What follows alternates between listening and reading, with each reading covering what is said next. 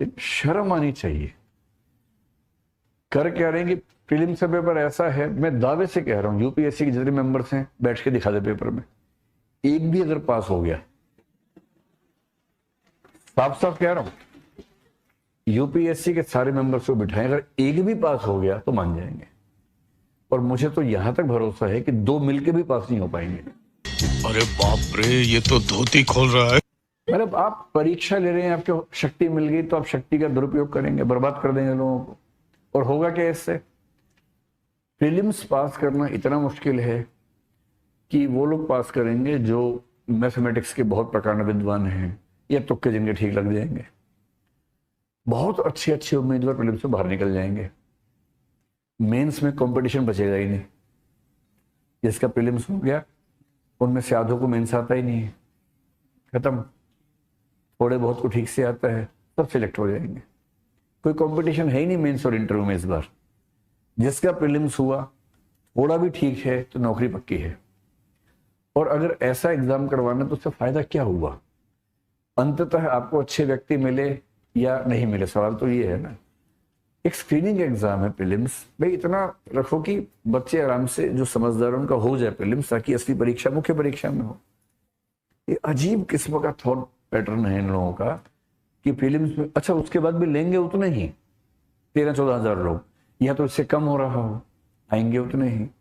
बस आप ऐसे लोगों को ले आएंगे जिनको यूपीएससी की समझ हो ना हो, मैथ्स आता हो केवल।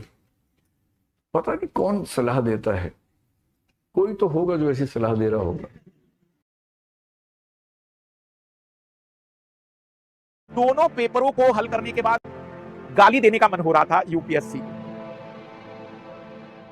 3 घंटे लगे मुझे, 3 घंटे। मुझे दुख इस बात का हुआ कि वो विद्यार्थी जो एग्जाम हॉल में बैठा था 2 घंटे, उसके साथ क्या बीती होगी। मतलब शर्म आनी चाहिए, शर्म आनी चाहिए पेपर बनाने वाले को। खुले तौर पर कहूंगा, बिल्कुल घटिया व्यक्ति होगा, निम्न स्तर का व्यक्ति होगा जिसने भी इस तरीके की हरकतें की हो। एक तरफ आप कहते 10वीं का मैथ्स, अरे जिन्होंने पेपर बनाया, मैं उनसे जानना चाहता हूं कि तुम्हारी औकात थी 10वीं में इस सवालों को हल करने की, जो अभी क्वेश्चन बनाने की हवाबाजी कर रहे हो। तो मतलब मैंने पेपर 1 पेपर 2 दोनों सॉल्व किया। हो सकता है कि पूरे यूट्यूब पर कई अलग अलग शिक्षकों ने अलग अलग सेगमेंट सॉल्व किए हो, लेकिन उनकी तुलना में मेरा अनुभव थोड़ा सा अलग इसलिए रहेगा क्योंकि मैं सिंगल हैंड पूरा जीएस पेपर 1 भी सॉल्व किया और पेपर 2 भी मैंने पूरा सॉल्व किया। तो मुझे ऐसा लगता है, मतलब आप मुझे बताइएगा, कि मैं विद्यार्थी के दर्द को ज्यादा महसूस कर पाता हूं, क्योंकि जब आपको 8-10 सवाल हल करने हो ना, तो 10 सवालों में आप अगर 6 सवाल सही कर पा रहे तो आप शायद बोल देंगे कि देखो पेपर सिंपल था। मतलब दोनों पेपरों को हल करने के बाद, मतलब मैं क्षमा चाहूंगा, आज गाली देने का मन हो रहा था यूपीएससी को खुले तौर पर। उसका कारण यह था कि हम क्या चाहते हैं भाई, क्या विद्यार्थी से ढूंढना चाहते हो। देखो जीएस का पेपर कठिन है तो मैं कहूंगा कट ऑफ बहुत कम चला जाएगा, तो चलो उसको हम न्यायिक संगत कह देंगे कि कट ऑफ कम गया, सभी का कट ऑफ कम चला जाएगा। लेकिन इस पेपर का लेवल आप इतना कठिन करके क्या साबित करना चाहते हैं? मतलब मैंने पिछले 12 वर्षों में पेपर सॉल्व किया है, पिछले 12 वर्षों से सीसेट का एक पेपर हल किया है मैंने, और मैं 2011 जब सीसेट आया था तब से सीसेट पढ़ा रहा हूं। ऐसा नहीं कि मैं केवल सीसेट पढ़ाने वाला मास्टर रहा हूं, मैंने कैट के विद्यार्थियों को जब प्रिपरेशन करते थे तब भी पढ़ाया है मैथ्स। मैंने एसएससी बैंकिंग वाले विद्यार्थियों को भी मैथ्स पढ़ाया है। मैंने हवलदार की तैयारी करने वाले विद्यार्थियों के 2 बैच में रीजनिंग पढ़ाया है। तो मेरा थोड़ा अनुभव रहा है डाइवर्सिफाइड। यकीन मानिए, मतलब 3 घंटे लगे मुझे, 3 घंटे। मतलब मैंने बहुत, ये चिंता का विषय मुझे नहीं लगा कि मुझे 3 घंटे लगे। मुझे दुख इस बात का हुआ कि वो विद्यार्थी जो एग्जाम हॉल में बैठा था 2 घंटे, उसके साथ क्या बीती होगी। वो बेचारा तो अपने आप को दोष दे रहा होगा कि मेरा ही नहीं हो पा रहा है, दुनिया कर पा रही होगी। मतलब दोनों पेपर, और एक मास्टर मतलब एक मैं भी देख रहा था व्हाट्सएप, तो स्टेटस एक मास्टर ने डाला था, उसमें लिखा था मैंने कहा था कि राष्ट्रपति का प्रश्न आएगा। अरे गंदे मास्टर, राष्ट्रपति का प्रश्न आएगा उस बच्चे से पूछो, उसे भी पता है कि निर्वाचित और कौन से भाग लेंगे। लेकिन कभी पढ़ा था आपने, मैंने या किसी मास्टर ने, कि अरुणाचल प्रदेश के एमएलए का वोट क्या होता है और पुदुचेरी के एमएलए का वोट क्या होता है, मध्य प्रदेश के एमएलए का वोट क्या होता है और उसके साथ तुलना किए हुए केरल के एमएलए का वोट क्या होता है। मतलब शर्म आनी चाहिए, शर्म आनी चाहिए पेपर बनाने वाले को भी। मतलब क्या जानना चाहता है। मैं केवल इतनी रिक्वेस्ट करूंगा कि सच में अगर इतनी बड़ी संस्था है ना, तो कोई एक व्यक्ति खड़ा करे और सॉल्व करके दिखा दे। मात्र 2 घंटे में पेपर 1 को सॉल्व करके दिखा दे, 50 क्वेश्चन सॉल्व करके दिखा दे 2 घंटे में, उनके अपने एक्सपर्ट से भी मान लूंगा। और सी सेट में भी मैं कहूंगा कि जिनको भी लगता है कि नहीं सी सेट में बहुत 30 मार्क आए, 40% क्वेश्चनों को कई सारे इंस्टीट्यूट के आंसर की वालों ने केवल उत्तर बता दिए कि हाँ ये उत्तर है। भाई कैसे आया, क्यों आया, कुछ तो बताओ। वहां भी कोई जवाब नहीं है। बहुत रेयरली मतलब मैं कहूंगा गिने चुने 1 या 2 शिक्षक ऐसे होंगे जिन्होंने शायद सीसेट में थोड़ा बहुत देखने की कोशिश की है। मतलब दोनों पेपर देखने के बाद अंदर से ऐसी आवाज आई कि सच में अंदर से मतलब होता है ना कि होता है कभी कभी गाली देने का मन होता है, रियलिटी में वही सीन था कि भाई क्या चाहते हो, मतलब आप क्या चाहते हो, कैसा आईएएस अधिकारी आपको चाहिए। क्या आप एक ऐसे व्यक्ति को आईएएस बनाना चाहते हो जो साइंटिस्ट होगा, जो वैज्ञानिक होगा। रियल में भयानक पेपर है। मतलब मैंने अपने 12 साल में न जाने कितने मैथ्स के डाउट सॉल्व किए होंगे, कितने मैथ्स और रीजनिंग के क्वेश्चनों को देखा होगा। 4 क्वेश्चन मैंने गूगल किए, मैंने 4 क्वेश्चन गूगल किए, उनमें से 1 क्वेश्चन के गूगल पर उत्तर है, 3 का तो गूगल पर भी उत्तर नहीं है। मतलब मैं ये कहूंगा भाई निश्चित रूप से आप लोगों के साथ खुले तौर पर अन्याय है और ये गंदगी है। मतलब अन्याय क्या कहूंगा मैं, देखो आपको कैट की बात अलग होती है, आपको एमबीए के लोग तैयार करने होते हैं तो बात समझ में भी आती है। आपको एक ऐसा व्यक्ति चाहिए जिसकी एक समझ अच्छी हो, अंडरस्टैंडिंग अच्छी हो, जिसके पास बेसिक नॉलेज हो। एक तरफ आप कहते हैं 10वीं का मैथ्स, कौन सी 10वीं कक्षा मुझे दिखा दो पूरे वर्ल्ड की, मतलब भारत की छोड़ दीजिए, पूरे वर्ल्ड की 10वीं की कक्षा दिखा दो मुझे जहां पर इस लेवल का मैथ्स आता हो। अरे जिन्होंने पेपर बनाया मैं उनसे जानना चाहता हूं कि तुम्हारी औकात थी 10वीं में इस सवालों को हल करने की जो अभी क्वेश्चन बनाने की हवाबाजी कर रहे हो। मतलब खुद के 10वीं में 50 नंबर ना आए हो लेकिन हवाबाजी देख लो इनकी। भयानक पेपर है भाई। मतलब मैं बहुत ही नाराज हूं इस बात से कि क्या चाहते हैं। पेपर 1 बिल्कुल मतलब मैं कहूंगा बहुत ही रद्दी। भले एक मास्टर आकर कहेगा कि हाँ मेरा ज्योग्राफी था तो 10 में से 8 सवाल हल कर लेगा, भाई उसे ज्योग्राफी थोड़ी हल करना है, बच्चे को पूरे 100 सवाल देखने थे। कुछ जगह पर एंशिएंट हिस्ट्री वाले कहेंगे, कुछ जगह करंट वाले कहेंगे देखा, मैं कहूंगा भाई देखने जैसी कोई बात ही नहीं थी। मतलब मैं आप लोगों के साथ मतलब क्या कहूं मैं कि दयनीय स्थिति में हूं। और ऐसा नहीं है कि पेपर 1 और पेपर 2 मैंने सॉल्व नहीं किए, क्योंकि मैंने तो पूरा सॉल्व किया है। और इसीलिए मैं कह रहा हूं ना, क्योंकि बाकी शिक्षक एक सेगमेंट लेकर आ रहे हैं। एक शिक्षक आता है वो कहता है ठीक है मैं ज्योग्राफी पढ़ा देता हूं, बता देता हूं, इकोनॉमिक्स बता देता हूं, ये तो इजी था, ये तो हो जाना चाहिए था। अरे भाई उसको केवल एक विषय थोड़ी था और आप एक विषय पढ़ा रहे थे। एक विषय आप दिन रात पढ़ाते हो तब आपको लग रहा है कि वो 8 में से 6 क्वेश्चन इजी थे। उससे तो पूछो, वो 10 विषय पढ़ रहा था ना, तब उससे पूछो कि उसे कितना याद रहा था उसमें से। भयानक दयनीय पेपर था। और ऐसा नहीं कि केवल एक, दोनों पेपर बहुत दयनीय। मतलब मैं खुले तौर पर कहूंगा कि भत्सना होनी चाहिए, आलोचना होनी चाहिए। और मतलब इतना गंदा लेवल नहीं होना चाहिए परीक्षा। अगर आपको क्रिकेट मैच का लुत्फ लेना है या आपको कोई भी कंपटीशन का लुत्फ लेना है तो आप लिबरल होकर उसे मौका दीजिए ना अपनी शक्ति प्रदर्शन करने का। ये कौन सा मौका है आप नियमों पे नियम लेकर आ जाएंगे। तो मैं खुले तौर पर कहूंगा बिल्कुल घटिया व्यक्ति होगा, निम्न स्तर का व्यक्ति होगा, बहुत ही मानसिक रूप से प्रताड़ित व्यक्ति होगा जिसने भी इस तरीके की हरकतें की होगी। और मैं पूरी तरह से केवल और केवल विद्यार्थियों के साथ हूं, क्योंकि सच में क्योंकि मैंने दोनों पेपर सॉल्व किए भाई। मैं कोई एक सेगमेंट और एक 10 सवालों का सेगमेंट लेकर उतरा हुआ व्यक्ति नहीं हूं। आप पूरा पेपर सॉल्व करके देखिए तब समझ में आता है कि सच में पेपर कितना गंदा है। और 3 घंटे सॉल्व करने के बाद भी अभी 8-9 क्वेश्चन मैं आपको ऐसे बताऊंगा कि देखो भाई इसका उत्तर मैं एग्जैक्टली अभी नहीं बता पा रहा हूं, क्योंकि अभी मुझे और पढ़ना पड़ेगा उसके लिए। कुछ जगह पर क्या कर सकते हैं, मतलब हाथ बंध जाते हैं कि कुछ भी नहीं। मैं तो कहूंगा कि ये नहीं सही, न्याय नहीं है, बिल्कुल भी न्याय नहीं है। न्याय होना चाहिए जहां कंपटीशन के लिए चीजें बेटर तरीके की आनी चाहिए। बट ये चीजें बहुत ही खराब है, बकवास है, ये बकवास है।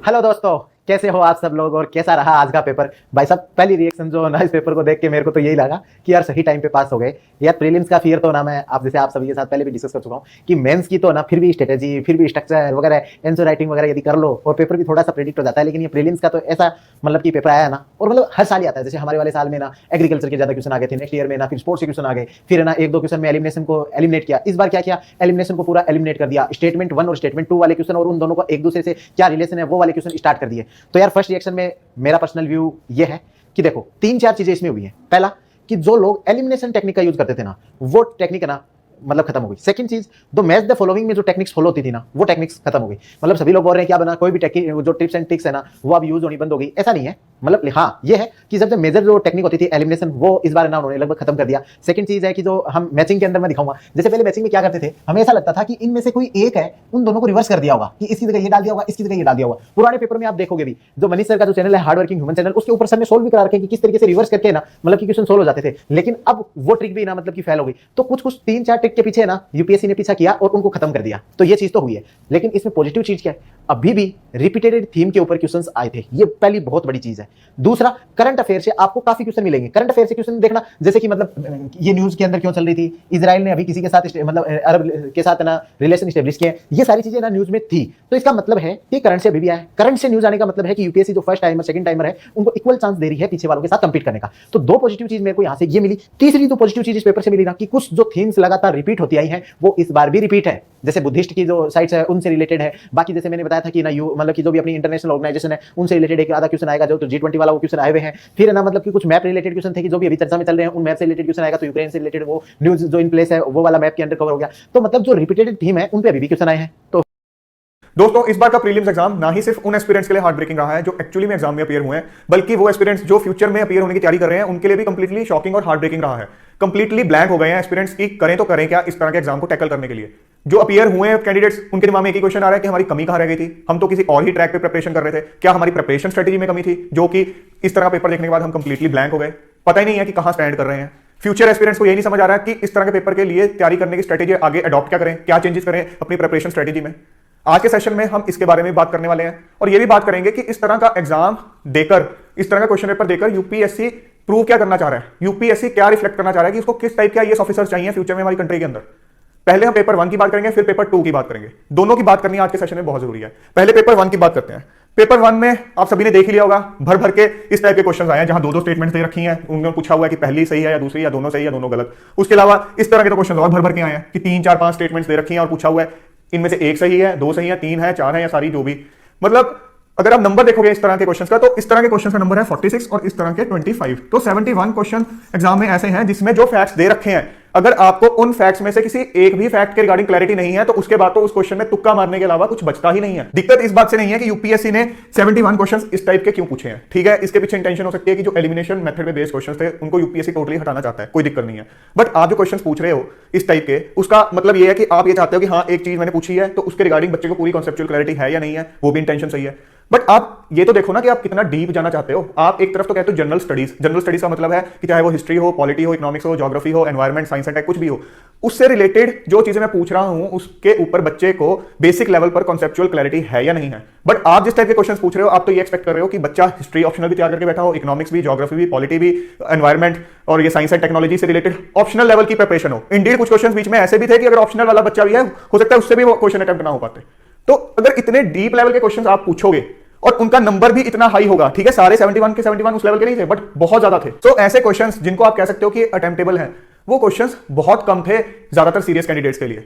अगर हम पॉलिटी की बात करें, नॉर्मली हर साल जो पेपर आता है हम बात करते हैं, ठीक है, किसी साल इकोनॉमिक्स थोड़ा डिफिकल्ट था, हिस्ट्री थोड़ा डिफिकल्ट था, science and tech, environment. Polity का हम ज्यादातर देखते हैं कि वो फिर भी ऐसा होता है कि ठीक है, अगर बच्चे के बेसिक कॉन्सेप्ट्स क्लियर हैं वो ज्यादातर क्वेश्चन अटेम्प्ट कर पाता है। बट इस बार आप पॉलिटी में भी देख लो, प्रेसिडेंट ऑफ इंडिया का इलेक्शन था लास्ट ईयर, सो उससे रिलेटेड क्वेश्चन पूछा है और उसके अंदर भी आप देख लो value of vote of each MLA of Madhya Pradesh, Kerala से कंपेयर कर दी, मध्य प्रदेश की केरला से कंपेयर कर दी, पुडुचेरी की अरुणाचल प्रदेश से कंपेयर कर दी। मतलब इस लेवल की इन डेप्थ चीज तो हम नहीं एक्सपेक्ट करते। मैं ये नहीं कहूंगा कि प्रेसिडेंट ऑफ इंडिया का इलेक्शन हुआ था तो आपको ये भी पढ़ना चाहिए था, क्योंकि एक लेवल होता है कि कितना डीप आप जा सकते हो। करंट में बहुत सारे इवेंट्स होते हैं वर्ल्ड लेवल पे, नेशनल लेवल पे, बट एक लिमिट होती है ना, हमें वहां पे अपनी बाउंड्रीज को डिफाइन करना होता है। हम ये तो नहीं रख सकते कि यूपीएससी की तैयारी कर रहे हैं तो हम लिमिटलेस हो जाएं, वो तो और ज्यादा स्ट्रेस डालने वाली बात है। मेंटल स्ट्रेस तो बढ़ेगा इस तरह के पेपर से।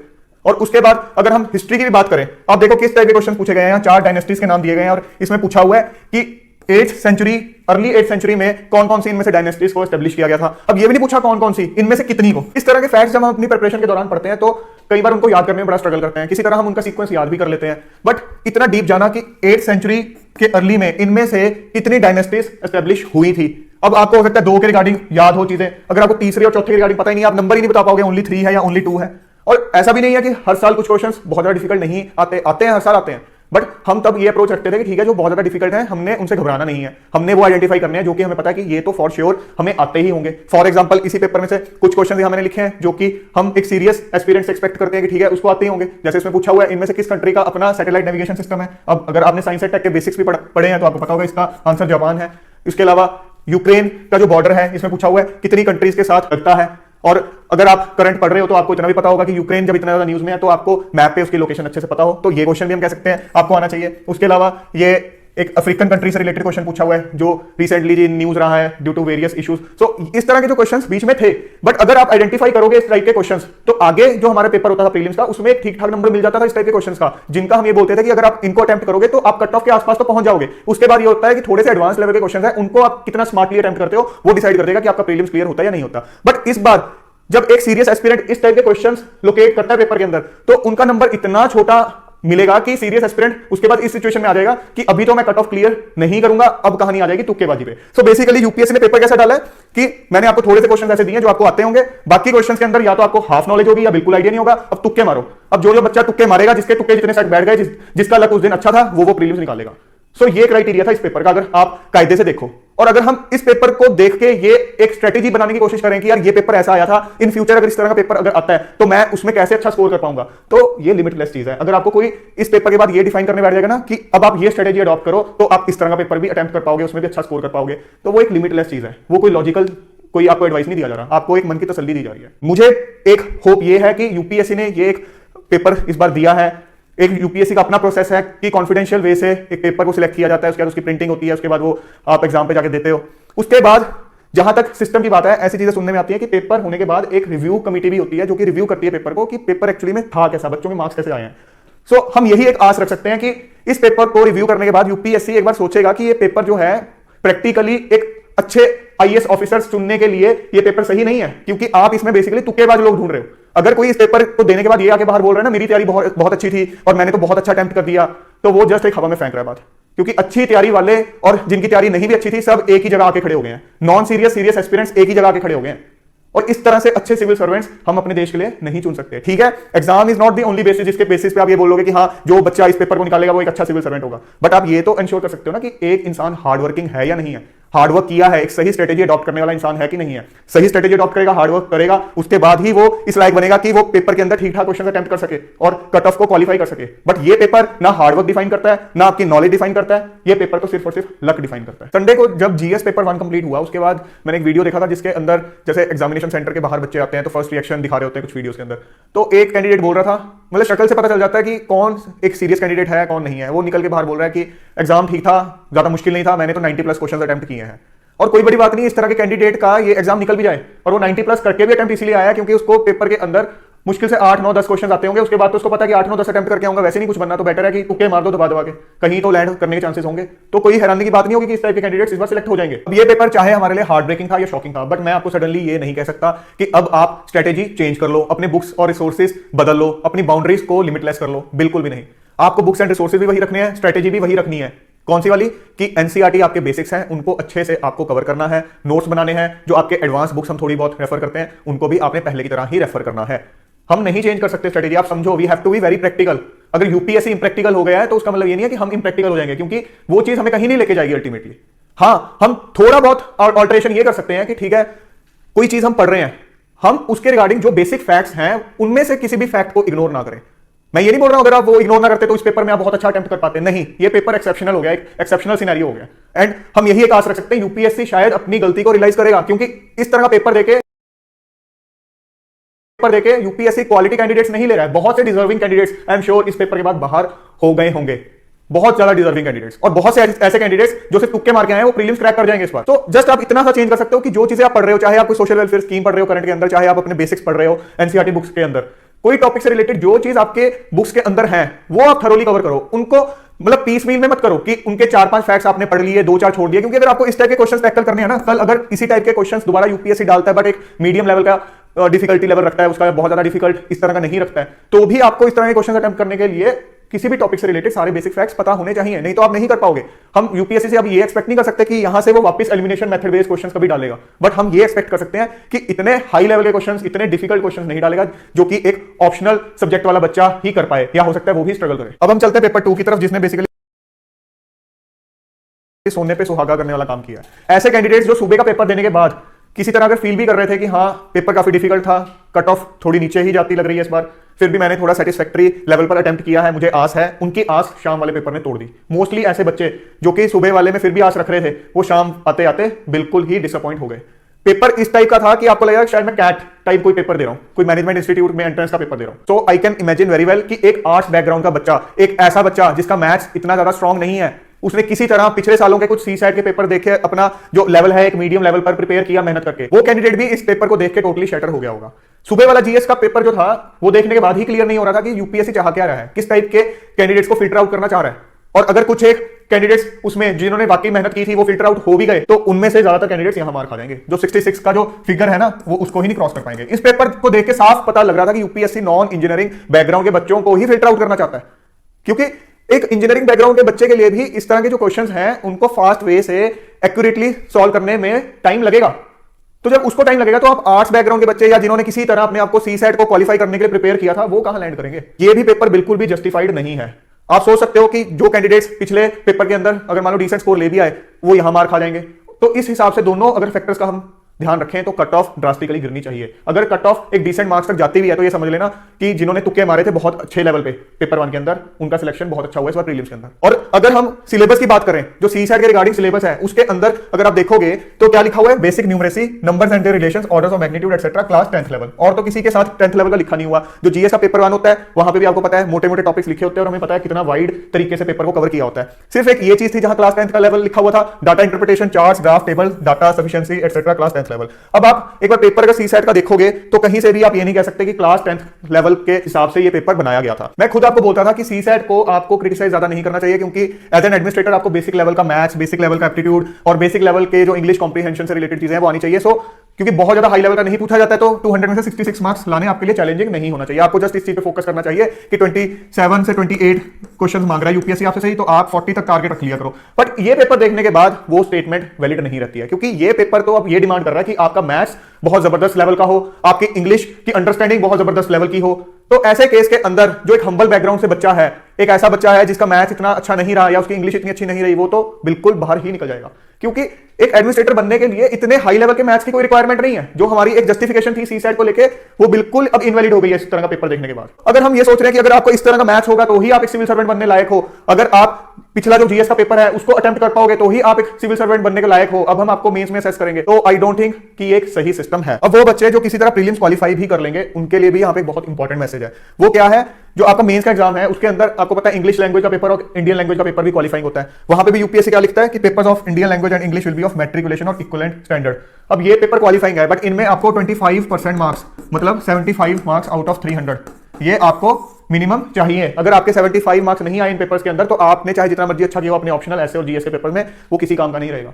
सो अगर यूपीएससी प्रीलिम्स के अंदर इतना बड़ा झटका दे सकता है तो कल मेंस के अंदर भी ये दोनों पेपर्स के अंदर आपको झटका देखने को मिल सकता है। तो पहले ही अब मेंटली प्रिपेयर्ड होकर जाना। देखो, किसी भी कॉम्पिटिटिव एग्जाम का काम होता है कि जिस पर्पस के लिए वो एग्जाम लिया जा रहा है, चाहे वो आईआईटी में एंट्रेंस हो, एम्स में एंट्रेंस हो, चाहे सिविल सर्विसेज में एंट्री की बात हो, तो बच्चों को असेस किया जाए बेसिक लेवल पे कि वो क्या जो एक बेसिक कैरेक्टरिस्टिक्स चाहिए उस चीज के लिए वो पोजेस करते हैं या नहीं करते। बट इस तरह का जो पेपर है वो ये चीज बिल्कुल भी जस्टिफाई किसी भी एंगल से नहीं करता। कुछ बच्चे ये भी बोल रहे थे कि इस तरह का पेपर आया है इसलिए कि यूपीएससी चाहता है कि कोचिंग इंडस्ट्री को खत्म कर दे। आपको लगता है जिस तरह का सी सेट का पेपर आया है कोचिंग इंडस्ट्री को फर्क पड़ेगा? बल्कि आप ये देखना कि जो सी सेट पढ़ाते थे इस पेपर के बाद उनके इंडस्ट्री के अंदर बूम आ जाएगा सडनली, क्योंकि सब बच्चे अब भागेंगे कि सी सेट के अंदर हमें एक बहुत अच्छा लेवल चाहिए। अगर वही नहीं होगा तो बाकी सारी प्रिपरेशन बिल्कुल जीरो है, और ये पेपर क्लियरली वो चीज बता रहा है। और जीएस के रिगार्डिंग बहुत से इंस्टीट्यूट अब ये क्लेम करने लग जाएंगे कि अब हम इस टाइप की टेस्ट सीरीज देंगे या हम इस एंगल पे पढ़ाएंगे, आपको और रिसोर्सेज देंगे। देखा, आपके जो रिसोर्सेज थे उनसे पेपर नहीं आया। जो बच्चे सेल्फ स्टडी कर रहे हैं घर बैठे, वो वैसे ही घबरा जाएंगे कि जो हम पढ़ रहे हैं उसमें से तो पेपर आया नहीं है। शायद कोई कोचिंग इंस्टीट्यूट वाले रिसोर्सेज ऐसे देते हैं कि उसमें से ही एक सारा का सारा कंटेंट आया हो। तो पेपर जैसा मर्जी आए, कोचिंग इंडस्ट्री ने तो अपना काम करते ही रहना है, उसको बूम मिलता ही चला जाएगा, चाहे पेपर इजी आए चाहे पेपर डिफिकल्ट आए। सो ये थ्योरीज आप सिर्फ अपने मन को तसल्ली देने के लिए बना रहे हो। बेसिक बात यह है कि जिस तरह का पेपर आया है वो वैसा नहीं आना चाहिए था, क्योंकि उससे क्वालिटी कैंडिडेट्स, डिजर्विंग कैंडिडेट्स निकल के नहीं आएंगे। ये वाकई में एक बहुत ही ज्यादा हार्ट ब्रेकिंग और शॉकिंग पेपर था। सेशन के एंड में मैं एक बार उस चीज पे भी एम्फसाइज करना चाहूंगा जो मैं आपको हमेशा से कहता हूं, प्लान बी बहुत जरूरी है आपकी यूपीएससी प्रिपरेशन के साथ। जो बच्चे प्लान बी बिल्कुल भी नहीं रखते, ये सोच के कि ठीक है मैं प्लान बी रखूंगा तो मैं अपने प्लान ए के लिए उतनी एनर्जी, उतनी ज्यादा सीरियसनेस नहीं दिखा पाऊंगा, वो सबसे ज्यादा अंधेरे में खुद को फील करते हैं, खास करके जब इस तरह का पेपर फेस करते हैं। यूपीएससी बहुत अनप्रिडिक्टेबल है, आप इस पे रिलाई नहीं कर सकते हो। सिर्फ और सिर्फ इस पे रिलाई करना एक बहुत बड़ा गैम्बल खेलना है। सो प्लान भी हमेशा आपका होना चाहिए, और वो एक प्रैक्टिकल, एक रिलायबल प्लान भी होना चाहिए। सो फ्रेंड्स, इस तरह के पेपर के बाद एक ये डिस्कशन करनी आप लोगों के साथ बहुत जरूरी थी, सो दैट आप थोड़ा कंफर्टेबल फील कर सको कि सिर्फ आप ही परेशान नहीं हो इस पेपर के बाद, सारी जनता परेशान है, सारे के सारे एस्पिरेंट्स परेशान है इस पेपर के बाद। सो आपको ये नहीं सोचना है कि मैंने सडनली कुछ अब ड्रास्टिकली अपनी कोई स्ट्रेटेजी चेंज करनी है, कुछ और करना है। नहीं, जैसे आप कर रहे हो वैसे ही करो। थोड़ी बहुत ऑल्ट्रेशन हम कर सकते हैं डेफिनेटली, बीच बीच में हम उस चीज को डिस्कस भी करते रहेंगे। थोड़ी और चीजें क्लियर होंगी मेंस के पेपर के बाद कि मेंस का पेपर कैसा आया, क्या उसमें भी कोई ड्रास्टिक चेंजेस कर दिए हैं या वो उसी लाइंस पे आया। तो धीरे धीरे कुछ और चीजें भी क्लियर होंगी। बट अभी के लिए आप अपने माइंड को बिल्कुल रिलैक्स करो, एक सही स्ट्रेटेजी अडॉप्ट करो, प्लान बी को भी अपना अगर आपने फाइनलाइज नहीं किया तो वो भी करो। आपने पिछले 4-5 सालों से एक, वैसे तो एलिमिनेशन मेथड एक बेटा क्वेश्चन सॉल्विंग अप्रोच है ना, वो एक मेथड है, कोई कंसेप्ट नहीं है। और बहुत सारे बच्चे लगातार 4-5 सालों से एलिमिनेशन मेथड को इस्तेमाल करके अच्छा परफॉर्म कर पा रहे थे। इस बार यूपीएससी ने, आप जिस मेथड से 10 से 15 क्वेश्चन ठीक कर लेते थे, मतलब 25-30 क्वेश्चन आपसे आते हैं, 10 से 15 क्वेश्चन आपने एलिमिनेशन से कर लिए, लेकिन इस बार एलिमिनेशन टेक्निक काम नहीं आई। करिए और फिर सब्जेक्ट्स को कोरिलेट करना सीखे। यहां पे एक बड़ी समस्या आ गई कि केवल किताबें पढ़ने से काम नहीं चलने वाला। नेक्स्ट एक और एक्सपेक्टेशन क्या थी हमारी? एक्सपेक्टेशन ये थी कि हमने टेस्ट सीरीज लगा लिए, 90 से 100 टेस्ट लगाए हैं, हमने 10,000 क्वेश्चन टेस्ट सीरीज से लगा लिए, और 10,000 क्वेश्चन में से क्या होगा, मिनिमम 30 से 40 या 20 से 30 क्वेश्चन तो हमारे सीधे टेस्ट सीरीज से ही आ जाएंगे। हम टेस्ट सीरीज इसलिए लगा रहे हैं, ज्यादा से ज्यादा क्वेश्चन इसलिए लगा रहे हैं, हम उस प्रोबेबिलिटी को आइडेंटिफाई करना चाह रहे हैं कि इतने क्वेश्चन में से 20-25 क्वेश्चन तो हमारे सीधे टेस्ट सीरीज से आ जाने चाहिए। ओके, हाँ, हुआ क्या? लेकिन टेस्ट सीरीज नैया पार नहीं लगा पाई। बहुत सारे बच्चे जो ये सोच रहे थे मैंने इतने क्वेश्चंस लगाए हैं, और वो क्वेश्चंस यूपीएससी के पेपर में, वो यूपीएससी के क्वेश्चन की जगह वो ये सोच रहे थे कहीं हमारा लगाया हुआ क्वेश्चन कहीं मिल जाएगा तो हमारे लिए थोड़ा सुविधा हो जाएगी। एक और समस्या ये पैदा हो गई कि टेस्ट सीरीज को लेके हमें अपने अप्रोच को चेंज करना होगा। मैं डे 1 से ही बोलता हूं, किसी टेस्ट सीरीज से अगर आ जाए तो बहुत अच्छी बात है, अदरवाइज टेस्ट सीरीज एक तरीका है आपके अंडरस्टैंडिंग के लेवल को समझने का, आपकी तैयारी के स्तर को नापने का तरीका है। ओके, नहीं आया टेस्ट सीरीज से, ओके कोई नहीं बेटा, ऐसा होता है, ऐसा होता हो सकता है आने वाले सालों में ऐसा होता रहेगा, कहीं ना कहीं हमें अपनी अप्रोच तो चेंज करनी ही होगी। नेक्स्ट क्या है हमारे पास? एक्सपेक्टेशन।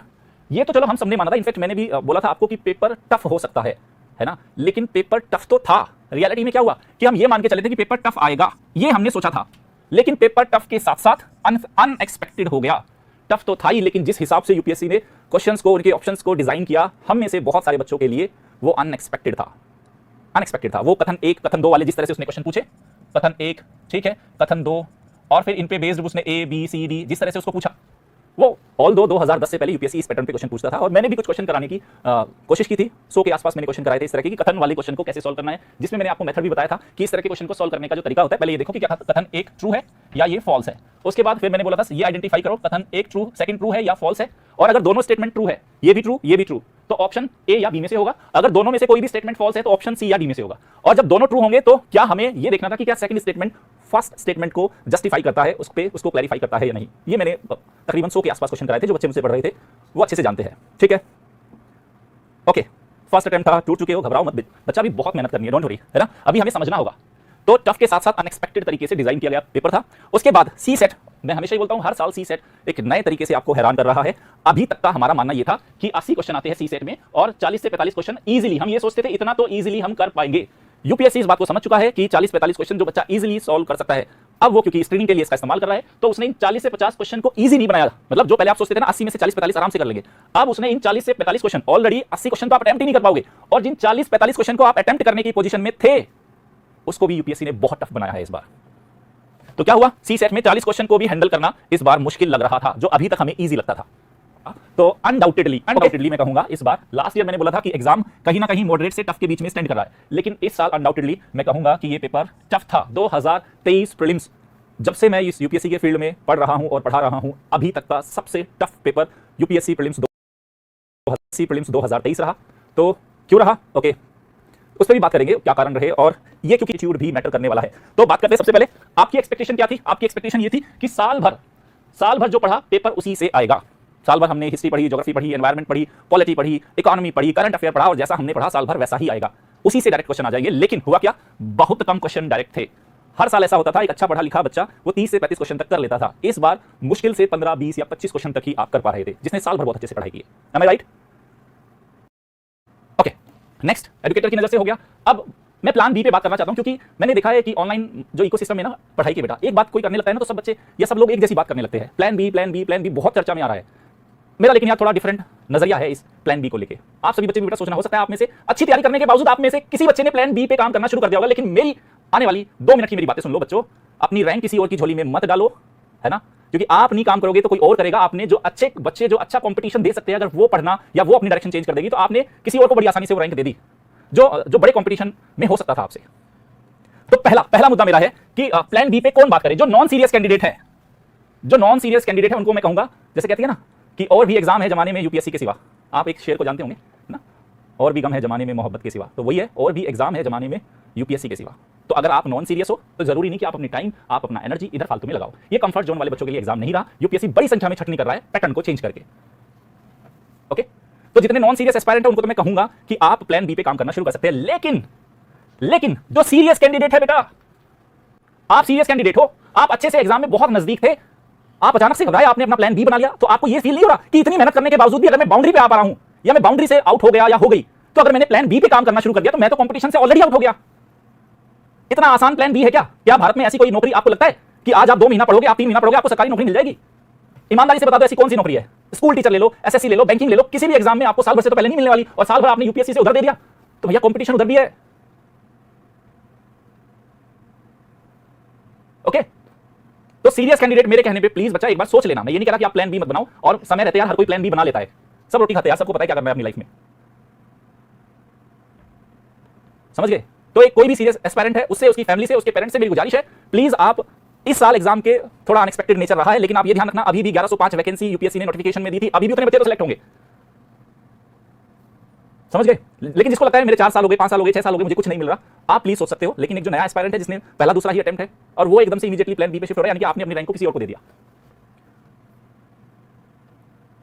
ओके, नेक्स्ट, तो सीरियस कैंडिडेट ने अगर प्लान बी पे काम करना शुरू कर दिया तो मेरा मानना है यूपीएससी कंपटीशन से तो आप ऑलरेडी बाहर हो गए भाई। लॉजिकली सोच पा रहे हो इस बात को? आगे, अब एक मुद्दा है कि आप बोलोगे कि सर यूपीएससी इतना अनसर्टेन क्यों होता जा रहा है? सर ऐसा क्यों बोल रहे हो? पीटी हो गया, नहीं हो रहा, आप बोल रहे हो कि 2 साल से हमारा पीटी नहीं हो रहा, आप मुख्य परीक्षा की बात कर रहे हो फिर से। उसके लिए मेरे पास एविडेंस है, मेरे पास कुछ एविडेंस है जिन पे मैं बात करना चाहता हूं। मेरे पास कुछ ऐसे फैक्ट्स है।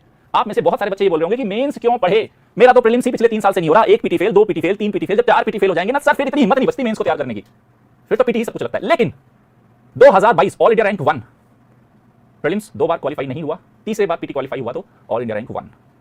टॉप 100 में आपको ऐसे बहुत सारे बच्चे मिल जाएंगे जो 1 साल, 2 साल, 3 साल तक जिनके पीटी क्वालिफाई नहीं हुए, लेकिन जिस साल मेंस लिखने का मौका मिला उसी साल रैंक लगा दी। तो अब आप क्या अगले साल इस बात का इंतजार करोगे कि साल भर पीटी पढ़े, सिर्फ पीटी पास करना हमारा औचित्य रहेगा? नहीं, तरीका ऐसा रखेंगे कि मेंस को भी तैयार करेंगे कि जैसे पीटी हमारा पास होगा अगले साल रैंक के लिए मेंस लिख रहे हैं भाई, सिर्फ मेंस लिखने के लिए मेंस नहीं लिख रहे। अब ऐसा हो गया, यूपीएससी का अनएक्सपेक्टेड नेचर है, जिसका पहली बार के में पीटी क्वालिफाई हो गया, भैया समझो पहली बार के में रैंक लगानी है, जिसका पहली बार में पीटी नहीं हुआ, 2 बार में नहीं हुआ, अगर तीसरी बार के में होता है तो जिस साल पीटी लिखोगे, जिस साल पीटी पास करोगे उसी साल रैंक लगानी है, समझ गए? आप इस पॉइंट को समझ पा रहे हो? जल्दी से बताओ, जल्दी से, आपको मतलब मैं जो समझाना चाह रहा हूं क्या आप इस बात को समझ पा रहे हो? ठीक है, एग्जाम किसका है? मैं एक ही चीज कहूंगा, मेरे से कोई पूछे ना ये एग्जाम अब मैं क्या सोचूं सर, अगले साल 2024 को दिमाग में क्या रख के सोचूं? एक ही चीज जो सबसे बड़ी चीज है वो है कंटेंट। कंटेंट भाई ये लो, जिसके पास जितना अच्छा, जितना डीप रूटेड, जितना इंटीग्रेटेड, जितना कोरिलेटेड, जितना कॉम्प्रिहेंसिव कंटेंट है ना, ये एग्जाम उसी का है। अब इट्स ऑल अबाउट कंटेंट, और कंटेंट के साथ आपको एक्स्ट्रा एफर्ट लगाने हैं, एक्स्ट्रा आवर्स पढ़ना है, आपको बेहतर स्ट्रेटजी बनानी है, वो सब इसी पे लगेगा। कंटेंट, कंटेंट और कंटेंट है ना। यूपीएससी एग्जाम में आपको एक ही चीज बचा सकती है, कहता है ना, वो कहता है गब्बर से तुम्हें सिर्फ एक ही आदमी बचा सकता है, वो है सिर्फ गब्बर। तो यूपीएससी एग्जाम में आपको एक ही चीज बचा सकती है, वो कंटेंट। वो कंटेंट आपने किस तरीके से ग्रैस्प किया है, कितना कोरिलेटेड है, कितना डीप रूटेड है, कितना अच्छे से आप समझते हो, कितना कॉम्प्रिहेंसिव है और उसे कितना बेहतर है, सिर्फ कंटेंट। और मैं उसी पे काम करूंगा, उसी पे ही करता आया हूं, क्योंकि मुझे लगता है मेरा कंटेंट और मेरा हार्डवर्क वही आपको और बचा सकता है। और इनफैक्ट मेरा भी जो रेलेवेंस है आप लोगों के बीच में वो तब तक ही रहेगा जब तक मेरा कंटेंट और मेरा हार्डवर्क, मेरे एक्स्ट्रा एफर्ट आपके लिए काम आते हैं। पढ़ना है बेटा, एनसीईआरटी क्यों नहीं पढ़ना? मैंने किसी भी चीज को पढ़ने से मना नहीं किया, मैंने बोला एनसीईआरटी रीडिंग से काम नहीं चलेगा, बुक केवल रीडिंग से काम नहीं चलेगा। उस बुक में क्या लिखा है वो समझना पड़ेगा, उसको इस्तेमाल कैसे करना है वो समझना पड़ेगा।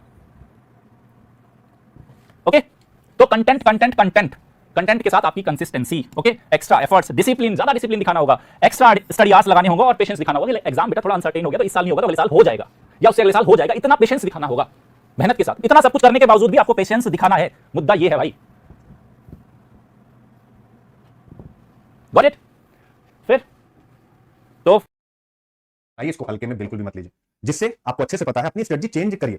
स्ट्रेटजी चेंज करने का मतलब ये होता है कि जब प्रीलिम्स नहीं हो रहा है, और ये संकट रहेगा आने वाले टाइम में भी, हो सकता है 1 बार में ना हो, 2 बार में ना हो, 3 बार में ना हो, 4 बार में ना हो, अगर आपका प्रीलिम्स नहीं हो रहा है तो ऐसे में आपका टारगेट क्या है कि जब भी होगा वो अंतिम होगा, ये टारगेट होना चाहिए। क्या होगा? जब भी होगा अंतिम होगा, और अंतिम होने के लिए आपको हर एक चीज पर चौंकाने वाली जो चीज है वो नहीं थी यूपीएससी की। मतलब ये हुआ कि आपको अपनी पहली जो इंपॉर्टेंट बात है, मैं 5 बातें आपसे आज डिस्कस करने वाला हूं। आपको अपनी स्थिति को समझना होगा।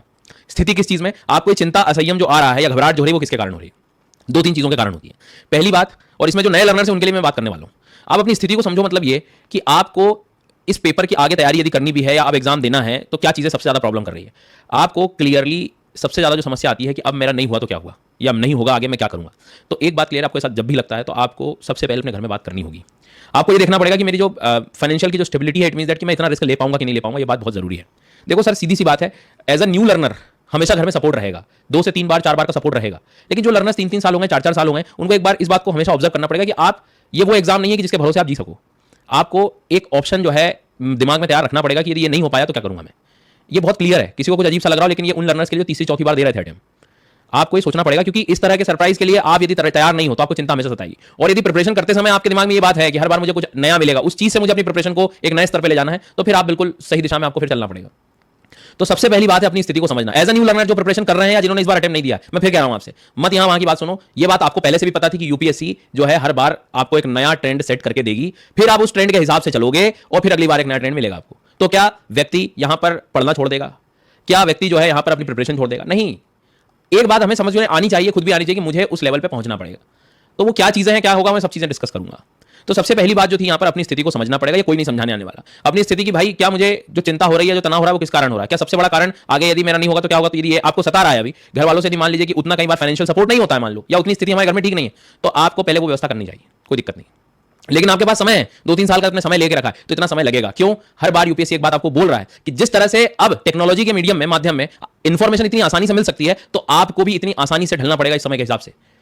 आज से 10 साल पहले यदि मैं जाऊंगा तो चीजों को इतना आसानी से ढूंढा नहीं जा सकता था, पता नहीं की जा सकती, अवेयरनेस इतनी जल्दी नहीं बढ़ा, आपको बहुत किताबें पढ़नी पड़ती थी। आज आप टॉपिक वाइज चीजें सर्च करोगे आपको मिल जाएंगी। तो जब इतना इंफॉर्मेशन का टाइम चेंज हो रहा है तो हमें हमारे पढ़ने के तरीके भी बदलने पड़ेंगे, हमें हमारे तरीकों पर काम करना पड़ेगा। ऐसे काम नहीं बनेगा कि जो है मैं वही सब किताबें और उसी के हिसाब से चलूंगा और सब मेरा हो जाएगा। नहीं, आपको अपने तरीकों को बदलना पड़ेगा और परिवर्तन जो है इस प्रकृति का नियम है।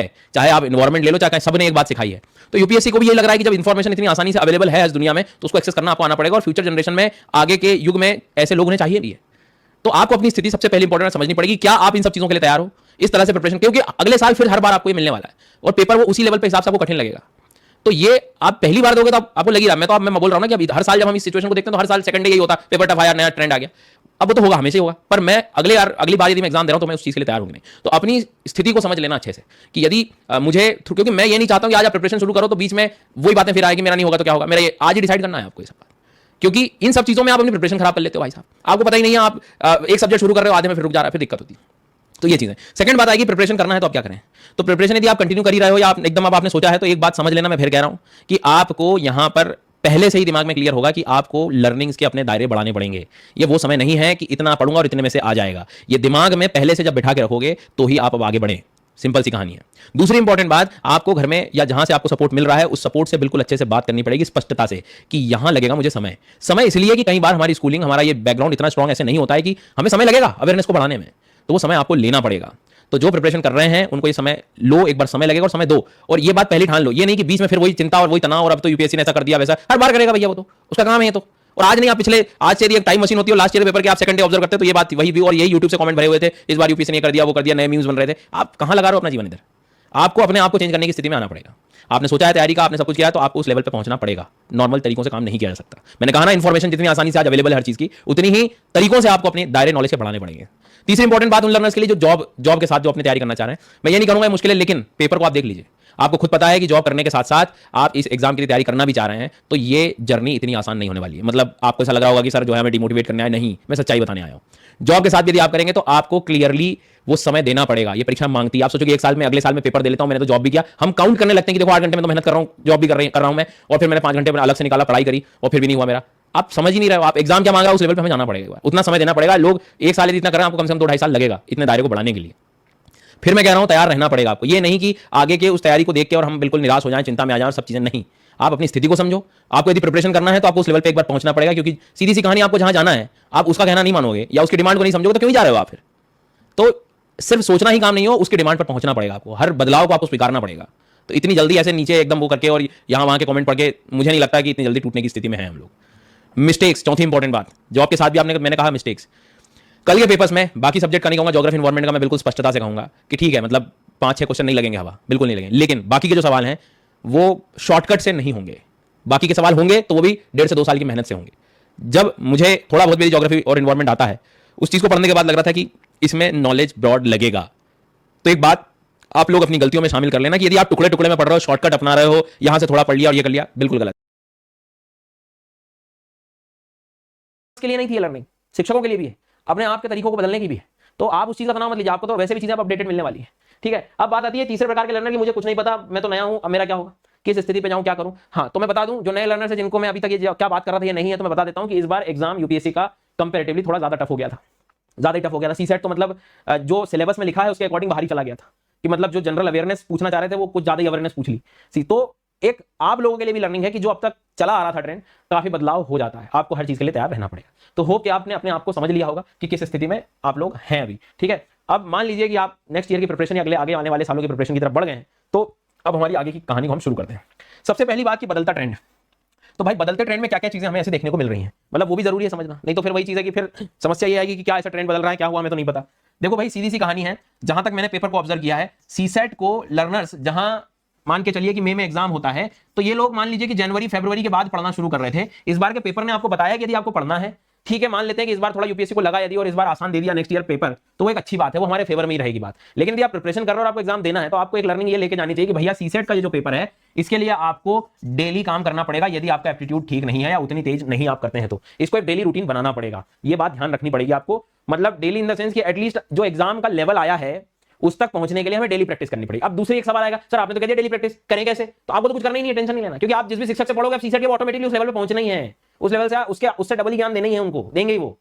आई बात समझ में। ज्योग्राफी एनवायरमेंट में मान लीजिए 60-70% पूछ भी लिया आपसे, बन भी गया जिन्होंने पूरा पढ़ा, 30% आप टेंशन नहीं लो, आगे चीज अपडेट हो जाएंगे आपकी। तो अब आपको पढ़ना है, बस कैसे पढ़ना है क्या पढ़ना है वो तो आप शिक्षक से जब आप कनेक्ट होंगे ना, वो आपको उस लेवल पे पहुंचा ही देगा, उससे बियॉन्ड ले जाएगा। तो उस चीज का बेफिक्र रहिए आप, ठीक है। तो सीसेट का एक रोल हमें बदलता ट्रेंड देखने को मिला कि ये टफ मतलब वो क्लास 10th के लेवल के बियॉन्ड भी जा सकता है। पहली चीज ये थोड़े प्री रिक्विजिट्स हैं, पता होनी चाहिए हमें चीजें, नहीं तो फिर वही दिक्कतें हैं। दूसरी इंपॉर्टेंट बात कि स्टेटमेंट टाइप के जो क्वेश्चन हम लोग कहते हैं कि स्टेटमेंट 1 असर्शन रीजन वाले जो क्वेश्चन है, ये ट्रेंड बहुत पहले का था जो काफी दिनों से बंद था, फिर आ गया दोबारा। तो ये पहली चीज की पुराने ट्रेंड भी आ सकते हैं। अभी एक ट्रेंड बाकी है ज्योग्राफी में मैप बेस्ड लर्निंग की, वो मैप बना के दे देते हैं और उसमें ए बी सी डी ऐसे पॉइंट कर देते हैं, हो सकता है वो किसी साल या अगले साल नेक्स्ट ईयर रिपीट हो जाए, कोई बड़ी बात नहीं है। तो आपको जब पेपर एनालिसिस करें आप तो पूरे लगभग रिसेंटली 4-5 साल के ना करें, एटलीस्ट कम से कम करना है हमें पुराने भी। तीसरी इंपॉर्टेंट बात थी कि जो फैक्चुअल इंफॉर्मेशन है वो नो डाउट स्टैटिक पोर्शन को बढ़ावा मिला है। आप रैंडम सिर्फ करंट अफेयर्स के बेस पे नहीं जा सकते, आपको सब्जेक्ट का भी बेसिक नॉलेज। कुछ दिनों से ये था, ऐसा हो रहा था कि चीजें करंट अफेयर्स की तरफ ज्यादा ट्रेंड कर गई थी, लेकिन वो फिर इस बार के पेपर ने बताया कि नहीं, आपको जो बेसिक पढ़ने हैं वो तो पढ़ना ही पड़ेगा, उसका कोई इलाज नहीं है, मतलब पूरा आपको ध्यान देना पड़ेगा, ठीक से ही पढ़ना पड़ेगा। तो फैक्चुअल इंफॉर्मेशन या स्टैटिक इंफॉर्मेशन का पूछना, इससे ये पता लगता है कि वो आपसे और क्लैरिटी की तरफ जा रहा है, कि आपके एक बिहेवियर में क्लैरिटी की जरूरत है, वो ये जानना चाह रहा है। तो जब आप एनसीईआरटी भी पढ़ेंगे तो सिर्फ समझने पर चीजें ना रुकें, उसको पढ़ें, उसको बार बार रिवाइज करके चीजों को याद करना पड़ेगा। कई बार ये एक चीज तो ये हो गई, ठीक है, कि मतलब फैक्ट जैसे वो पोर्ट्स वगैरह के क्वेश्चन थे, चीजें फैक्चुअल पूछी जा रही थी, ठीक है। पी वेव एस वेव वाला फिजिकल ज्योग्राफी के जो कॉन्सेप्ट्स आए थे वो डायरेक्ट सवाल थे, ठीक है। मैप बेस्ड लर्निंग जो थी 3-4 सवाल हमें वैसे देखने को मिले थे, तो वो थोड़ा सा स्टैटिक पोर्शन है, ठीक है। मतलब भले कह दोगे कि यूक्रेन तो न्यूज में था इसलिए पूछा, लेकिन यूक्रेन के पड़ोसी देशों को तो याद करना ही पड़ेगा, बार बार प्रैक्टिस करनी ही पड़ेगी, उसमें ये नहीं कि ये न्यूज में था तो आया, वो तो आ गया मान लो, पर पढ़ना तो पड़ता ना, पढ़ोगे तो ना उस चीज को। तो क्लैरिटी के लिए वो क्लैरिटी को ढूंढ रहा है वहां पर, पहली चीज। दूसरी बात, एक कह रहे थे एलिमिनेशन मेथड, एलिमिनेशन को हटा दिया गया, तो एलिमिनेशन को हम एज ए टूल यूज कर रहे थे अब तक, अब क्या कर रहा है, हटा दिया। मतलब वो पिछले पहले से एक लास्ट ईयर इन्होंने ट्रेलर दे दिया था उस चीज का कि भैया जो है आपको पेयर वाइज पूछूंगा मैं, तो जो है कि 2 पेयर सही है कि 3 पेयर। अब पेयर मतलब क्या, कि वो इन्फॉर्मेशन और अंदर तक जाना चाह रहा है, ठीक है। दूसरी चीज आप ये कह सकते हो कि क्लैरिटी चाह रहा है। तो इन चीजों पर जो है हमें थोड़ा सा, तो ये कुछ ट्रेंड्स बदलते गए। तो अब नो डाउट हम ये कह सकते हैं कि जो पूछना चाहिए था या जो सिलेबस है या जो चाह रहा है जनरल स्टडी, उसके विपरीत था ये पेपर। लेकिन ये भी एक एक्सट्रीम चीजें थी जो हमें पता लग गई कि भाई ऐसा भी कुछ मेरे साथ एग्जाम में नेक्स्ट ईयर आगे आने वाले सालों में हो सकता है। तो एक फेज ये भी है, इस चीज को समझ के आप अपनी प्रिपरेशन को आगे बढ़ाएं। समझ आ गई मेरी बात यहां तक। दूसरी इंपॉर्टेंट बात, अब जब तैयारी शुरू करोगे आप, तो मैं कैसे करनी है, कैसे चीजों को स्ट्रेटेजाइज करना है, वो बढ़ने से पहले मैं कुछ शर्तें रखूंगा। यदि ये आप इसका एक प्रिंट निकाल लो, दीवार पे चिपका दो, ये कर पा रहे हो तो ही आगे बढ़ना तैयारी में, नहीं तो भैया मत परेशान होना, मत समय लगाना, बहुत समय चला जाता है, क्रूशियल टाइम, पैसा सब चला जाता है इधर, ठीक है। तो आप अपने आप को पहले पहचानो, ये चीजें आप कर पा रहे हो तो ही आप बढ़ना। इसको मैं कुछ गलतियां भी कह देता हूं, या मैं इन बातों का ध्यान रखने वाली बात भी इसमें बता देता हूं, ठीक है। जैसे कुछ भी हो जाए, कोई भी सब्जेक्ट को आधे अधूरे में नहीं छोड़ूंगा। ये यदि आप गलती कर रहे हैं कि थोड़ा पढ़ लिया थोड़ा छोड़ दिया तो गड़बड़ है। यहीं पर तो जो है हम किसी शिक्षक के सहारे पे आना पड़ता है हमें। लोग कहते हैं कि अरे जो है कोचिंग में ये और कोचिंग में ये, अरे मैं कह रहा हूं आप एक बार आराम से सोचो तो, कि यहां कोचिंग की बात नहीं है, यहां पर मेरे डिसिप्लिन की बात है कि क्या मैं अकेला खाली बैठ के मैं पूरा कंप्लीट पढ़ पाऊंगा। यदि आप पढ़ पा रहे हो, सब्जेक्ट कंप्लीट कर पा रहे हो, तो मत परेशान होइए ना, मत बिल्कुल तनाव लेने की जरूरत ही नहीं, मैं तो कह रहा हूं। पर हम क्या देखते हैं कि जब हम सेल्फ स्टडी करने बैठते हैं तो वो शायद डिसिप्लिन हमारा मिस कर जाता है। आप समझिए, आप डिसिप्लिन मिस कर जाता है इन द सेंस कि मेरी रेगुलरिटी चली जाती है। अब मान लीजिए कहीं पर पैसे दिए हो आपको और कहीं जाके आपको जाना पड़ रहा है, कोचिंग जाना पड़ रहा हो, कहीं जा रहे हो, वो कई बार ऐसे दिन में आएंगे कि यार नहीं मैंने कुछ खर्च किया इसलिए जाऊं मैं, तो उससे आप एटलीस्ट कम से कम जो पढ़ रहे हो वो पूरा हो तो रहा है। आप इस नजरिए से उस चीज को देखिए। तो ये गलती यदि आप कर रहे हैं तो बहुत मुश्किल है। आप सेल्फ स्टडी भी कर रहे हो ना, तो ये बात ध्यान रखना है, आपको सब्जेक्ट पूरा कंप्लीट करना पड़ेगा। अब शिक्षक जो है, आप मान लीजिए यूट्यूब से पढ़ रहे हैं, कहीं से पढ़ रहे हैं, वो मान लीजिए कोई हिस्सा छूट रहा है, वो अपने को कंप्लीट करना पड़ेगा। नहीं तो गड़बड़ है, क्योंकि जिस लेवल का अंदर तक ज्ञान लिया जा रहा है, जिस लेवल की चीजें पूछी जा रही हैं, और सब्जेक्ट को आवर्स में मुझे मेंटेन नहीं करना है, कितने घंटे में खत्म करना है, नहीं भैया, पढ़ूंगा जब तक चीजें जितनी निकलेंगी उतने जाना पड़ेगा मुझे। अगली बात है, सारे सब्जेक्ट्स मेरे लिए इक्वल हैं, सीसेट भी, मतलब ये कि जो सीसेट जीएस हम कर रहे हैं वो सीसेट को भी इक्वल इंपॉर्टेंस दो। यदि आपको नहीं पता, एप्टीट्यूड नहीं, कैलकुलेशन लग पा रही है, ये पता कैसे करें, तो कुछ मत करो, पिछले 3 साल इस साल के मिला के पेपर लगा लेना प्रीवियस ईयर के, आपको समझ आ जाएगा। करंट अफेयर्स डेली ही होगा, आप नाम करंट अफेयर्स है, भले कोई मैगजीन भी ले रहे हो, कुछ ले रहे हो, आपको डेली उसका हिस्सा बनाना पड़ेगा। कोई मैगजीन से पढ़ रहा है तो आप उसका डेली जो पेजेस डिवाइड हो रहे हैं वो करो, पर करो, नहीं तो सबसे बढ़िया काम है आप तो जो है न्यूज़पेपर पढ़ो और आगे बढ़ो। मैं आगे स्ट्रेटेजी बताने वाला हूं, subject wise, hour wise, time management, सारी चीजें, उस चीज से आप बेफिक्र रहना। नोट्स बनाने होंगे, जो चीजें आपको याद नहीं रह रही है ना, वह कोई नहीं याद दिलाने वाला। रिवीजन के टाइम पे क्लास के एंड में बहुत दिक्कत पड़ती है, मैं आपसे कह रहा हूं ये आदत बनानी पड़ेगी भैया, बनाने पड़ेंगे नोट्स। अब कैसे बनाए, क्या बनाए, वो मेरा काम है, आगे बता दूंगा। रिवीजन करना होगा, ये नहीं कर पा रहे हो ना आप, मत परेशान होना भैया, मैं फिर कह रहा हूं आपसे, मेरी बात का थोड़ा किसी को बुरा लगे तो मैं माफी मांग लेता हूं आप सबसे, पर ये कुछ सच्चाई है, इसको थोड़ा ध्यान देना, ठीक है। क्योंकि आप बदलते ये ट्रेंड में भी ये क्या हो रहा है कि इतने कंपटीशन को खत्म करने के लिए आप तो नॉर्मल रिवीजन और इन सब चीजों पे ध्यान देना ही पड़ेगा। तो इस बात को थोड़ा सा आपको ध्यान रखिए। पीवाईक्यूज का ऑब्जर्वेशन ना करना, अब नहीं कर रहे हैं, पता ही नहीं क्यों, क्योंकि मैंने कहीं यूट्यूब देख लिया तो उसके अंदर के कमेंट में जाके किसी ने कह दिया था कि यूपीएससी तो जो है कोई ट्रेंड फॉलो नहीं करता। अरे अब उस पर जल्दी भरोसा हो जाता है। अरे एक बार आप देखो तो पेपर तो ऑब्जर्व करो, आपको चीजें समझ में आएंगी कि कैसे पैटर्न चेंज हुए हैं और किस तरह से फेस चेंज हुआ और क्या संभावनाएं बन सकती हैं। तो इस तरह के जो है एटलीस्ट खुद का विवेक मत भूलना, खुद की बुद्धि लगाना। इस वीडियो को भी देख रहे हो तो लगाओ बुद्धि, में तो कह रहा हूं, कोई प्रॉब्लम नहीं, पर ध्यान दो इस चीज को, ठीक है। पीवाईक्यू का ऑब्जर्व, मतलब ये बातें यदि आप नहीं कर पा रहे हो हर दिन ना, मान के चलना बहुत मुश्किल होने वाली चीज है। अब आप यहाँ जॉब कर रहे हो या कुछ कर रहे हो भैया, इस बात को आपको थोड़ा ध्यान देना पड़ेगा, ठीक है। आगे बढ़ते हैं। अब इसके बाद में जो है इन बातों का ध्यान यदि आप रख लेते हैं तो मैं अपनी स्थिति पे जाता हूं। एक पहले भी वीडियो मैंने बनाया था जिसके कुछ ब्रेकडाउन्स, वही अब देखो स्ट्रेटेजीज जो बेसिक सब्जेक्ट्स की वो तो रखनी पड़ेंगी आप, कि सर करंट अफेयर्स का कैसे होगा प्लान, जीएस सीसेट के नए पैटर्न पर कैसे तैयार करें, मेंस आंसर राइटिंग कब शुरू करें, नोट्स मेकिंग की जरूरत है क्या, एमसीक्यूज भी कैसे करें, रिवीजन प्लान भी बता दो, टाइम मैनेजमेंट तो होता ही नहीं मेरा। तो सीधी सी कहानी है कि करंट अफेयर्स कैसे, कि हम हमेशा 2-3 बातों पर बल देते रहे। To be a thinking creature, ये मेरा स्लोगन रहा, और मैंने हमेशा इंटीग्रेटेड अप्रोच की बात की, क्योंकि इसके बिना अब कोई चारा नहीं है। और ये मैं पहले भी इस बात को समझ चुका था, लेकिन आप जानते हैं कि इस मायने में हिस्ट्री में तो मैं बहुत हद तक कोशिश भी करता हूं कि इंटीग्रेटेड लेकर चलूं और थोड़ा सा सोचने वाला प्राणी बनाऊं, मैं कोशिश करता हूं। लेकिन मुझे लगता है कि अब अध्यापन के हर स्टेज पर, अध्ययन और अध्यापन दोनों स्टेज को बदलना होगा, तभी स्टूडेंट्स को बहुत ज्यादा फायदा हो पाएगा। अब देखिए, जो स्टूडेंट्स आते हैं 2 तरह के आते हैं, आप लोग खुद उनमें से एक तरह से होंगे।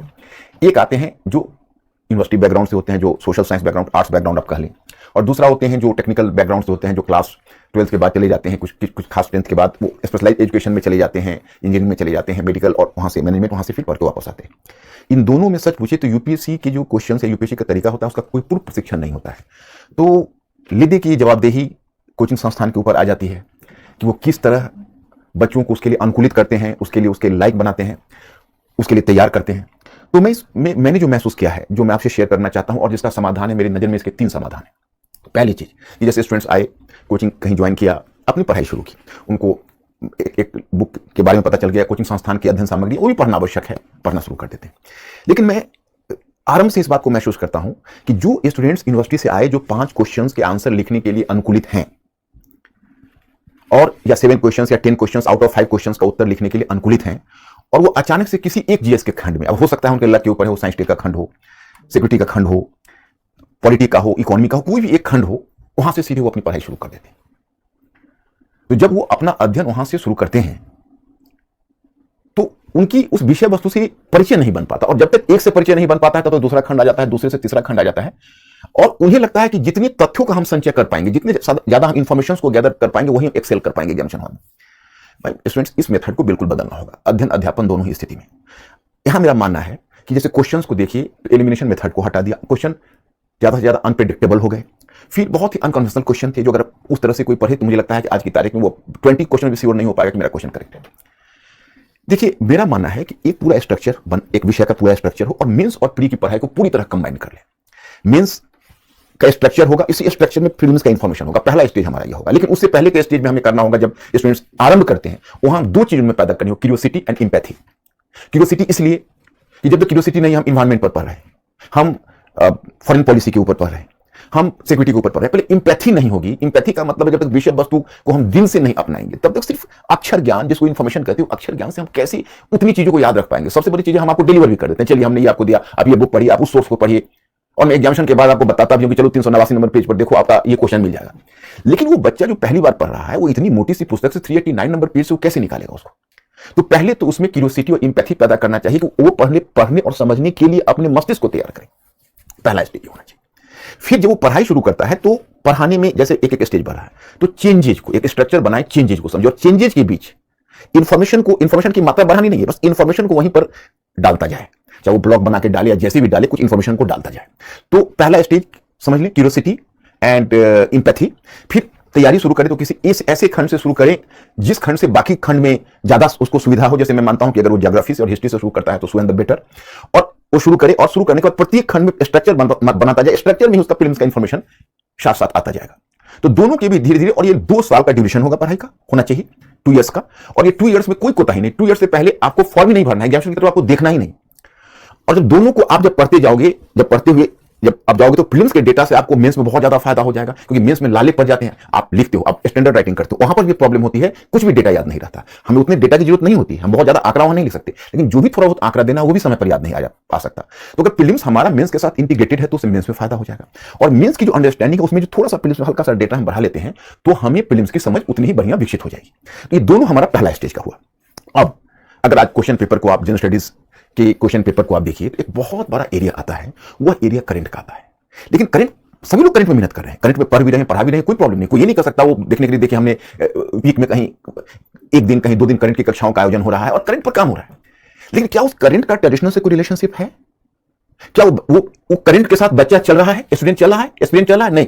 क्यों? क्योंकि ट्रेडिशनल उसको पता नहीं। तो अब देखो, अब ऐसा तो नहीं हो सकता कि हम ट्रेडिशनल पढ़ रहे हैं तो ट्रेडिशनल की समझ हो जाए तब हम करंट पढ़ना शुरू करें। नो, आप जैसे पढ़ रहे पढ़िए, आप करंट पढ़िए, आप ट्रेडिशनल पढ़िए, लेकिन एक स्टेज ऐसा आएगा कि करंट और ट्रेडिशनल को परस्पर जोड़ने का प्रयत्न होना चाहिए। ये प्रयत्न टीचिंग के स्तर पर होना चाहिए। जैसे वो ट्रेडिशनल और करंट जब आकर जुड़ जाएगा तो हर एक मंथ, हर एक वीक में ये दुनिया और भारत कैसे चल रही है, कैसे इवॉल्व कर रही है, आपकी पॉलिटिक्स कैसे इवॉल्व कर रही है, आपकी इकोनॉमी कैसे कर रही है, आपकी साइंस टेक कैसे कर रही है, सिक्योरिटी कैसे कर रही है, वो साथ साथ वो बनता हुआ चला जाएगा। एक पूरी तस्वीर, एक पूरा पिक्चर बन जाएगा आपके सामने। वो सिविल सर्विस 2023 के प्री एग्जामिनेशन हो चुके हैं और अपने 40 सालों की इस यात्रा के दौरान मैंने महसूस किया है कि इस बार के प्री एग्जामिनेशन को लेकर के जितनी ज़्यादा खलबली मची हुई है इतनी इससे पहले कभी नहीं मची। हाँ, थोड़ी बहुत बातें जरूर होती थी, भय का थोड़ा सा माहौल बनता था, डिस्कशंस होते थे, कुछ समय के लिए निराशा का कोहरा भी छा जाता था, लेकिन बहुत जल्दी छट भी जाता था। लेकिन इस बार ये जो कोहरा है वो कुछ ज़्यादा ही घना है, और खासकर CSET के पेपर ने तो कुछ ज़्यादा ही लोगों को परेशान कर दिया है।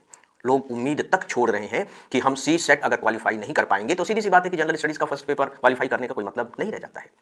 फ्रेंड्स, यदि आप 2024 की तैयारी के बारे में सोच रहे हैं तो मेरा यह वीडियो आपकी मदद करेगा। हालांकि मैं इस वीडियो में आप सबसे 2023 का अभी जो पेपर है उसी के बारे में बात करने जा रहा हूं। ज़्यादातर बात हम जनरल स्टडीज़ के फर्स्ट पेपर के बारे में करेंगे, थोड़ी सी बातें हम CSET के बारे में करेंगे, और इसके बाद फिर हम 2024 के एग्जामिनेशन के बारे में क्या स्ट्रेटजी होनी चाहिए इस पर बातें करेंगे, लेकिन सेपरेट तरीके से। यहाँ आपके दिमाग में एक प्रश्न आ सकता है कि सीधे 2024 के स्ट्रेटजी के बारे में बात क्यों नहीं की जा रही है। दोस्तों, उसका एक कारण है। कारण यह है कि अगर आप इससे पहले के एग्जामिनेशन का थोड़ा सा जायजा लें तो आप पाएंगे कि जो मान लीजिए कि 2024 का एग्जाम देना है तो इस 2024 के एग्जामिनेशन के बेस के रूप में, उसके नींव के रूप में, उसके धरातल के रूप में कहीं ना कहीं 2023 का एग्जाम काम कर रहा होता है, और 2023 के एग्जामिनेशन में 2022 का स्वरूप काम कर रहा होता है। इसलिए बहुत जरूरी होता है कि हम अगले साल की अपने स्ट्रेटजी बनाते समय जो अभी वर्तमान में परीक्षा हुई है उसका थोड़ा सा जायजा लें और उसका धरातल के रूप में इस्तेमाल करें, और ये मान करके चलें कि जो 2023 का जो एग्जाम हुआ है वो एक प्रकार से 2024 के लिए लाइट हाउस का काम करेगा। लाइट हाउस का काम करेगा कहने का मतलब है कि जब आप अपना सफर कर रहे होंगे 2024 के एग्जामिनेशन के बारे में, तब वो अपनी दोस्तों, आप थोड़ी सी बात CSET को लेकर के आप बहुत परेशान हैं, और इनफैक्ट आपकी इस परेशानी में मैं भी शामिल हूँ। यस, यू आर राइट कि इस बार जो CSET का पेपर आया है वो बहुत कठिन पेपर है, इसमें कोई दो राय नहीं। उसमें एक ही चीज सच पूछे तो रिपीट हो रही है और आपके पक्ष में है, और वो है बोधगम्यता वाला पोर्शन जिसे आप कंप्रिहेंशन कहते हैं। 27 क्वेश्चंस उससे पूछे गए हैं, और एक अच्छी बात यह है कि कंप्रिहेंशंस की जो स्टाइल है, जिस तरह के उससे प्रश्न पूछे गए हैं, वो अपेक्षाकृत सरल है। पिछले साल के कंप्रिहेंशंस बहुत टफ है, इस बार थोड़े से सरल है, लेकिन जो रिमेनिंग क्वेश्चंस हैं वो बहुत कठिन है। मतलब मुझे ये कहने में कोई संकोच नहीं कि इस तरह के प्रश्नों को शायद जनरल स्टडीज के टाइटल के तहत नहीं रखा जाना चाहिए। कहीं ना कहीं वो थोड़े से स्पेशल स्टडी की डिमांड करते हैं, और फिर पेपर भी तो क्वालिफाइंग है तो उसे सरल ही बनाया जाना चाहिए। देखिए, उसमें रीजनिंग की कोई गुंजाइश नहीं दिखाई देती मुझे, तार्किक क्षमता उसमें कहीं दिखाई नहीं दे रही है।